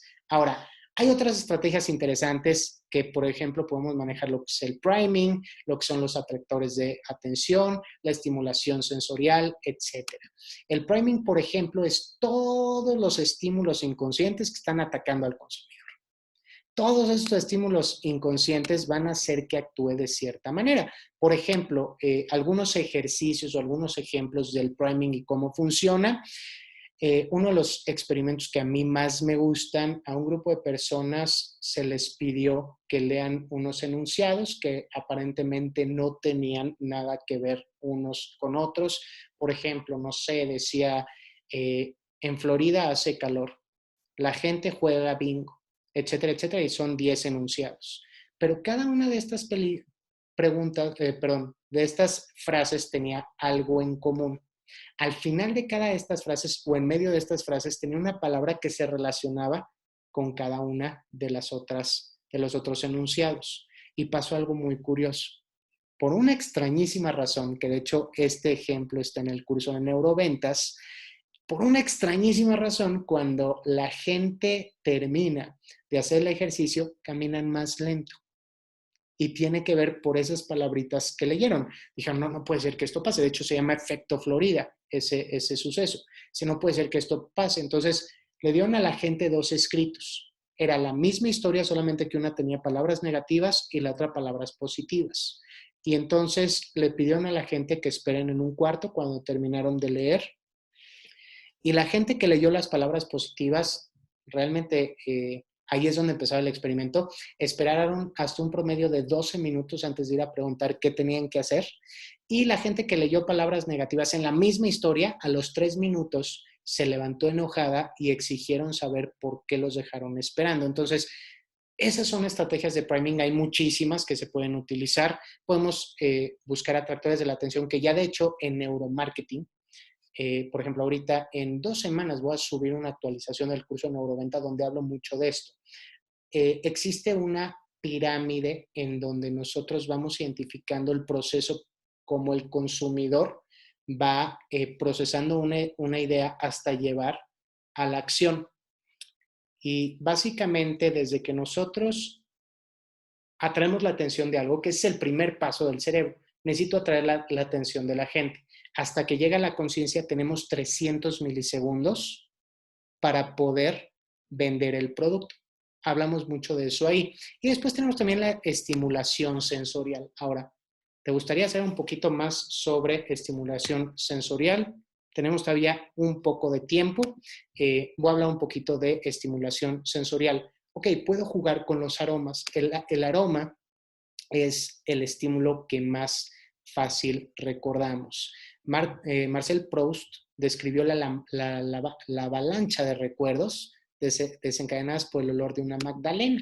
Y de ahí muchas empresas empezaron a tomar aromas como algo instintivo de su marca e incluso para hacer que la gente actúe de distintas maneras. Por ejemplo, clientes de un club nocturno bailaban más cuando había un aromatizante de cítricos en el ambiente que de otros olores. Sabemos que los coches se venden más cuando huelen a nuevo, cuando el olor a nuevo ni siquiera existe.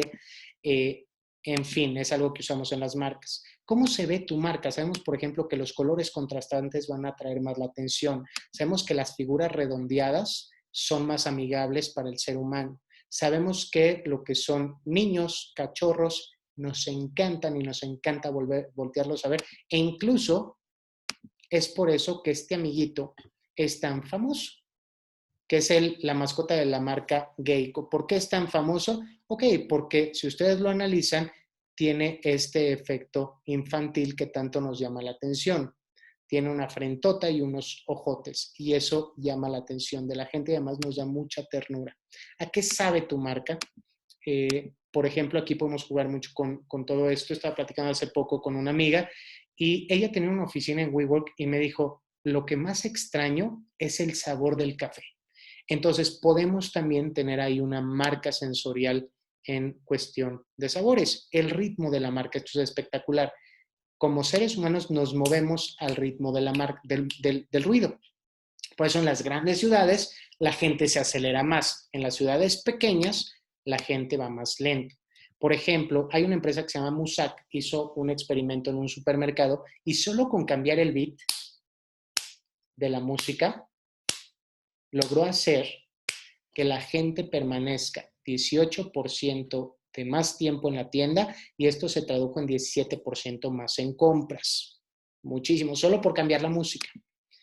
En otro experimento, por ejemplo, en una viñatería, pusieron una semana música francesa y empezó a subir el precio del vino francés. Siguiente semana pusieron música alemana y empezó a subir la venta del vino alemán, sin que la gente se haya dado cuenta. ¿Por qué? Felipe me dice, ¿se pueden aplicar estas estrategias para contrarrestar el malinchismo, que en ocasiones prefieren contratar consultores solo por ser extranjeros? Depende. Acuérdate que la venta finalmente es emocional. Entonces, aquí tendría que haber una emoción que es lo que le está molestando al consumidor. Pero si nosotros empezamos a seguir todas estas estrategias y después podemos pensar de muchas más, realmente no importa nacionalidad, no importa el malinchismo, no importa absolutamente nada. Si nosotros entendemos lo que realmente quiere el cliente y sabemos cómo empaquetarlo, se los juro que les va a comprar.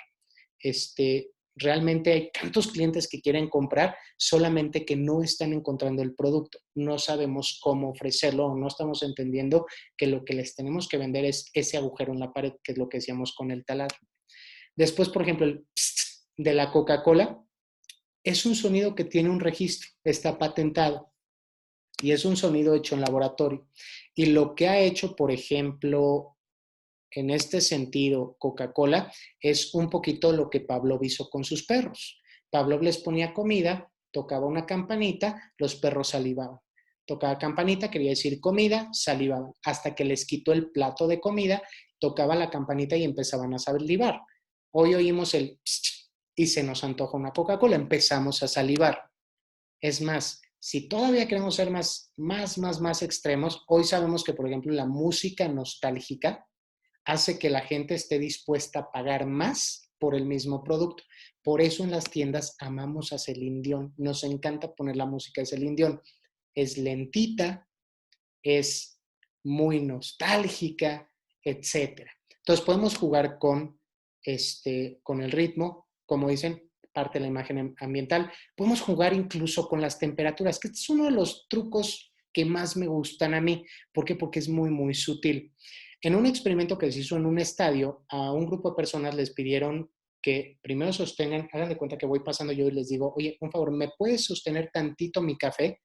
Y después te pido un favor. Y se dieron cuenta que cuando sostenían el café, la gente era pues más propensa a hacer el siguiente favor. Y dijeron, no, a lo mejor es por eso que habíamos dicho hace unos momentos, de pides un pequeño favor y luego otro.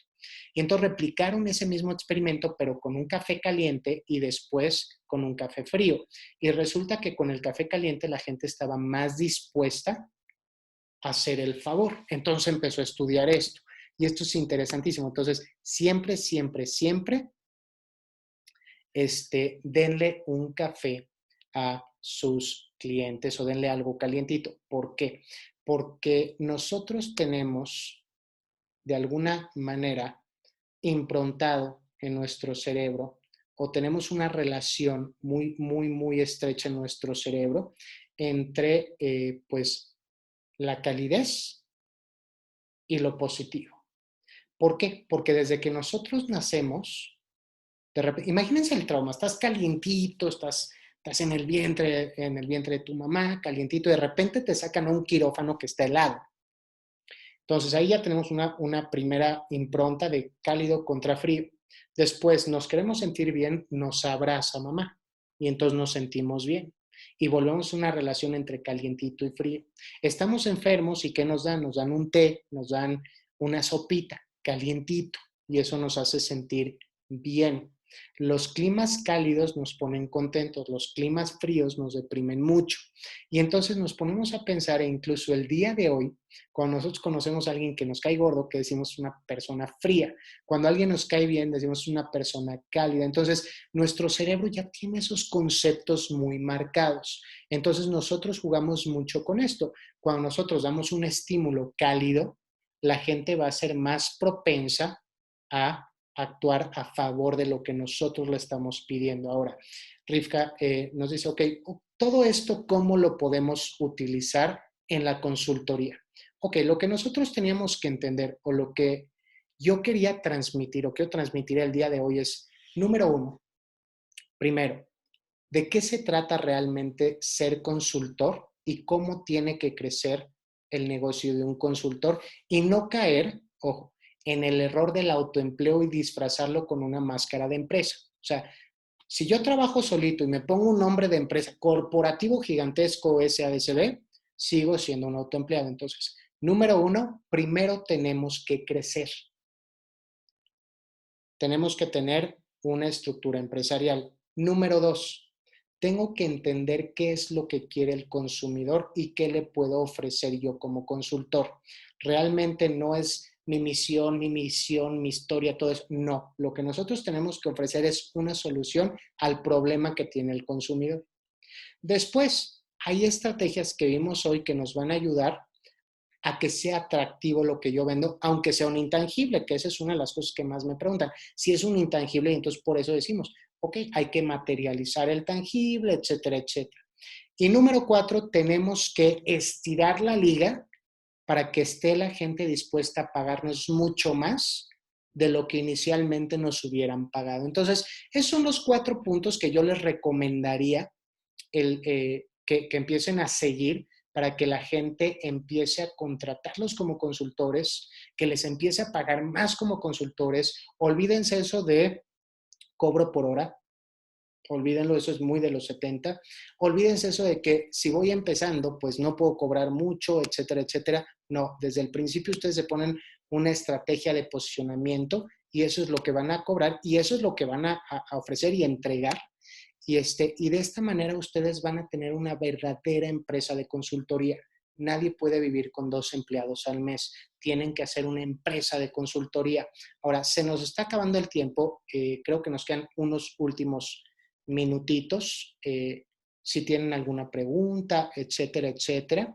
Y si no, pues igual, ok, me preguntan, pero ¿desde qué punto de partida pones tus precios? Me espero a que termines. No, claro que no, Rivka. Ok, todo depende. ¿Cuál es el valor de referencia del público al que yo voy dirigido? Por ejemplo, si yo le voy a vender a una pyme, también tengo que ser consciente que la pyme a lo mejor no me puede pagar 800,000 pesos mensuales. ¿Por qué? Porque su valor ya no es solo su valor de referencia, su cartera no le va a dar. Si yo voy con Coca-Cola, por ejemplo, y yo le digo, no, pues yo te cobro 3,000 pesos porque es lo que le cobro a todos mis clientes, Coca-Cola va a decir, no, seguramente es malísimo. ¿Por qué? Porque su valor de referencia está acá. Si yo voy con Coca-Cola y le digo, yo te voy a cobrar 3,000 pesos por todo este trabajo, me va a decir, no, no, no, tú debes de ser el peor consultor del mundo porque los que nosotros contratamos pues nos suelen cobrar millones por mes. Su valor de referencia es mucho más alto. Entonces, yo lo que hago, por ejemplo, yo con mi empresa de consultoría, yo tengo muy claro quiénes son mis clientes. Yo, por ejemplo, yo me dedico mucho a empresas grandes. Y entonces, este, yo voy a empresas grandes y contesto junto con María tu pregunta. Yo me dedico mucho a empresas grandes. Entonces, yo lo que hago, yo conozco perfectamente cuál es el valor de referencia que estas empresas tienen por otros servicios de consultoría, aunque sean otros tipos de consultoría. Y de ahí entonces yo empiezo a jugar con lo que yo hago, con la solución que yo ofrezco a sus problemas, que yo cuando voy con un cliente, yo ya tengo muy identificado qué problemas tienen y cómo los puedo solucionar. Incluso a veces les invento problemas que ni siquiera tenían y les digo cómo yo los voy a solucionar. Y no solo solucionar, cómo los voy a hacer crecer con mis soluciones. Entonces, de ahí es de donde la gente va a decir, ok, yo estoy dispuesto a pagar. ¿Cuánto cuesta lo que tú me vas a dar? Realmente, si la solución es realmente buena, siempre es barato. Por ejemplo, si yo contrato a alguien que me va a hacer ganar 10 pesos, pero me va a costar 20, me salió carísimo. Pero si yo contrato a alguien que me ha costado 1,000,000 de pesos, pero me va a hacer ganar 100 millones de pesos, me salió baratísimo. Entonces, ahí es donde yo empiezo a estirar la liga con toda esta gente. Ahora, de aquí yo les recomendaría que además no solamente hagan una empresita. Hoy tenemos la capacidad de hacer empresas exponenciales. Decíamos, estas empresas exponenciales son las que crecen 10 veces más que toda la competencia. Y hay pasos para hacerlo. De hecho, en el curso, en el reto que tenemos de 49 días de Exo Challenge, el de Aprende a Emprender, vemos todo eso. Y entonces vemos desde cuestiones de imagen corporativa, vemos cómo se construyen estas organizaciones exponenciales, vemos cuestiones también de planeación financiera, que es algo que nos falla mucho a veces en las empresas, vemos cuestiones de motivación, de mindset necesario para convertirte en un empresario con una empresa grande. ¿Por qué? Porque mucha gente le da miedo tener una empresa grande. Empezamos a ver cuestiones también de marca de culto, etcétera, etcétera. Y, por ejemplo, ya en el curso de neuroventas es donde nosotros ya nos metemos de lleno al cerebro de la gente y vemos cuáles son estas estrategias que les digo, que en 15 días además vamos a subir contenido nuevo. Ahora, estos dos productos están a la venta en InAcademy, son dos de los cursos estrella que nosotros tenemos, pero yo quiero hacer un regalo especial para todos ustedes que se quedaron hasta el final. Giovanna, muchísimas gracias. Nos dice, yo les recomiendo ampliamente el curso Aprende a Emprender. Muchas gracias, Giovanna. Ahora, yo lo que les quiero ofrecer, estos cursos, por ejemplo, el reto de 49 días, que es un reto padrísimo, cada día vamos liberando material y hojas de trabajo, además de toda la información teórica, para que poco a poco vayamos convirtiendo nuestra empresa, nuestra consultoría en una organización exponencial. Tiene un precio de $197. El de neuroventas tiene un precio de $149. Adela me dice, reto de 49, me encantó. Muchísimas gracias, Adela, te lo agradezco muchísimo. Giovanna, tomen todos, de verdad es una gran inversión. De verdad, muchísimas gracias.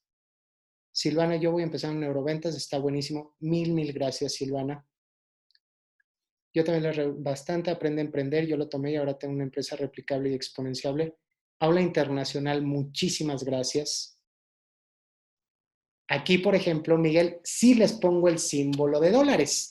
¿Por qué? Porque es algo egoísta, es algo para crecimiento propio, es algo que quiero que piensen en dinero, que piensen en que van a ganar además muchísimo más. Ahora, pero este no sería un verdadero regalo. Vamos a hacerlo más padre. ¿Qué les parece? Aquí sería una inversión total de $346, pero se quedaron hasta el final. Podemos hacerlo más sexy todavía. ¿Qué les parece si les doy un descuento del 75% de descuento? Ok, ¿en dónde puedo llamar para que me den más informes de los dos cursos? Ok, Jaime, te dejo mi correo ahorita en el chat y nos ponemos en contacto directamente. Si quieres, platicamos. Ahora, les voy a dar un descuento del 75% por lo que les quedarían los 2 cursos en $86. Aunque todavía no estoy satisfecho con esto, yo creo que ustedes se merecen muchísimo más. Vamos a hacer todavía esto más sexy. ¿Qué les parece si mejoramos la oferta? Por única ocasión, y lo voy a hacer sí por tiempo limitado porque nunca lo había hecho, les ofrezco los 2 cursos por $49, es menos de lo que pagan por una cena, $49 por los 2 cursos, 4 días va a estar abierta esta promoción, termina, vamos a poner que termine el viernes esta promoción, únicamente tienen que meterse a nuestra página, ponen el código promocional Emprender 2020 y pueden llevarse los 2 cursos por $49. Arrancamos con el EXO Challenge, con este curso para empezar a planificar nuestras organizaciones exponenciales y después tomamos el de neuroventas para ver realmente cómo podemos vender. Todo esto es la mejor inversión del mundo. Yara dice, llame ya, por supuesto que sí. Tracy, muy recomendables ambos cursos. Y bueno, eso sería todo el día de hoy. Igual, pues ya saben que cada 2 semanas más o menos estamos haciendo estos ejercicios con temas que pues nos intrigan, temas que nos gustan, temas de los que queremos saber más. Igual, si quieren cualquier otro tema, escríbanme y podemos también tratarlo. Me encantó verlos. Además, me encantó ver que hay gente que no veía hace mucho, que fueron exalumnos míos hace muchísimo tiempo. De verdad, se los agradezco. Ok, gracias por sus comentarios. Les dejo también mi correo electrónico para que lo tengan. Me pueden hablar cuando ustedes quieran. Se los voy a escribir en el chat para que lo puedan tener. Es carlos@inacademy.com. Este es mi correo personal. Este lo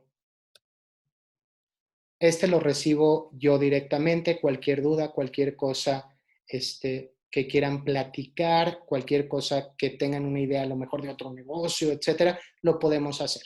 Me encantó verlos. Igual les mando yo una copia si quieren, tanto de esta grabación y también si quieren les puedo mandar una copia del PDF porque es mucha información para que la tengan.